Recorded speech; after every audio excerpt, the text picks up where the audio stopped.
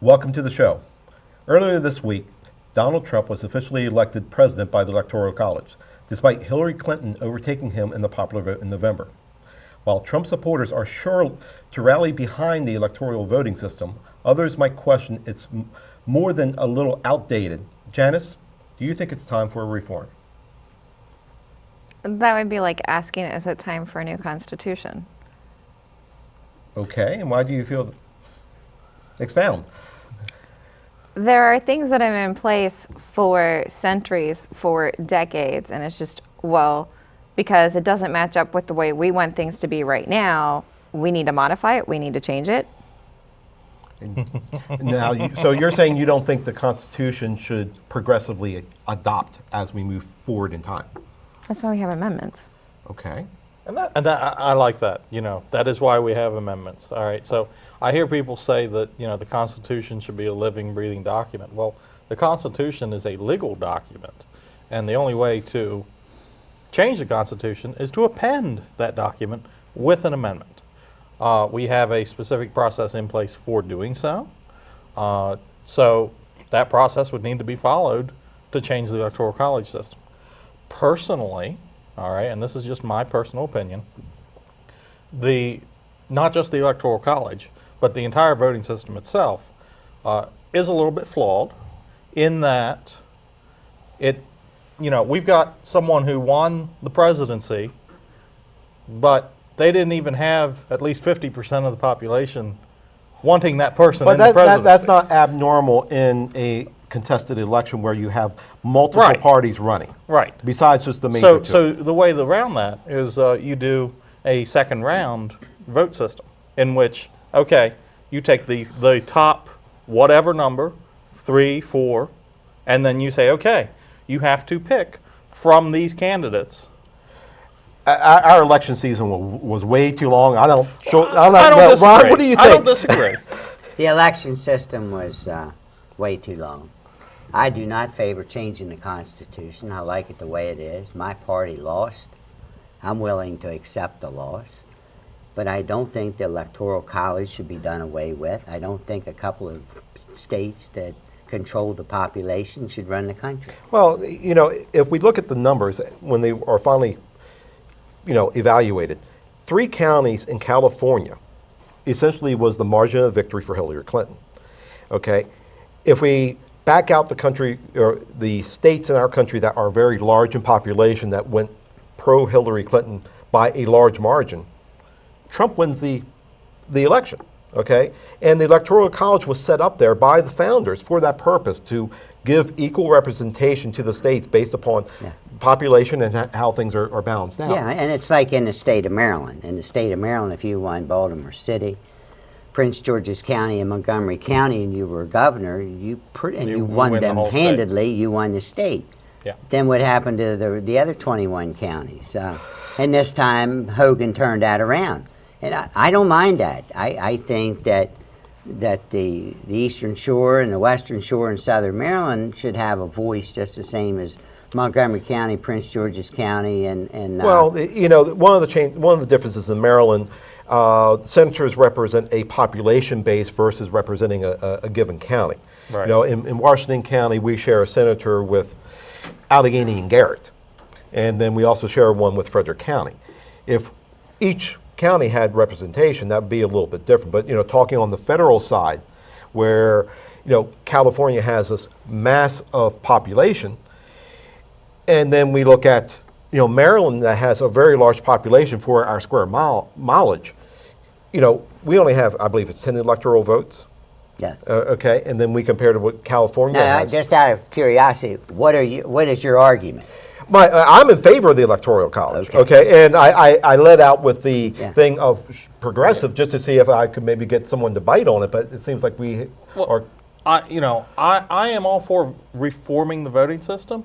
However, simply eliminating the Electoral College and then just going off a popular vote is a horrible idea. But if you want to discuss doing something like that, you also need to have a discussion about validating votes and updating the voting system and having voter ID. I mean, if you have to have an ID to get served alcohol, if you have to have an ID in order to receive government benefits. Exactly. If you have to, like driver's license, like if you get pulled over and you're driving a car, you need to have a driver's license and you need to have ID to prove that you have your license and you've been tested and you're legal to drive. But yet, where's the validation in order to say that you have a right to vote? And I can even simplify that a little bit more. The right to the vote is a right. The right to bear arms is a right. In order to purchase a firearm from a FFL, you must present an ID. Why don't you have to present the ID for voting? Is it a right or is it a privilege? I mean, we're expected to, every legal U.S. citizen, okay, and I emphasize the point legal and U.S. citizen has the right to cast a vote. We have the right, but do we avail ourselves of the privilege? No. And in other countries, they actually have biometrics in their voting system. So it's not just a voter ID, it's you get fingerprinted in order to actually be able to vote. You actually put an ink on your finger. And then they look, after that, they track people down with the ink on their they finger. see who voted for who. Yeah. Yeah. Some of those that's- countries are a little bit scary. Right, Yeah. so that's very scary. Democracy. How many times have we wanted a country to vote, to have a right to vote, but they vote in the wrong person, and then we raise Cain about the person they voted in? Well, we did that for Don't the last agree 8 with their years. opinion. Yes. Yeah. Here, But because there was a biometrics company that I literally worked with that had gone into, I don't remember which country it was in Africa, but he installed his system and was working with their next electoral process, was going to roll out these machines where it was like everything was biometrics, and that was how they validated who was voting and tracking it. But one of the and examples, like there wasn't ink on their finger, it was like actually a computerized machine. I know this has been beat to death, but they did the interview or the recount in Michigan, and then we found out that in Detroit there was massive voter fraud because we didn't have some kind of system in place. My question is, why can we not have voters take a civic lesson, prove that they have some knowledge of what our government functions as? Understand that we are a representative republic, okay? A constitutional republic, that we have people that go into place to represent our will, okay? And though I didn't vote for the winner of the state of Maryland, Hillary Clinton, okay, I can respect that I had electors who were responsible for casting a vote for Hillary Clinton from my state. So, and the other thing is, can you recognize, like, if you're going to go vote, do you recognize the fact that there is three branches in our government? Legislative, executive, we have and some judicial, people in power now that understand don't understand that concept. Well, that's a great point. You say about, can people take a civics lesson? Well, can we make people take civics lessons before they run for public office? Well, they should be a registered voter to run for office, so in theory, yes.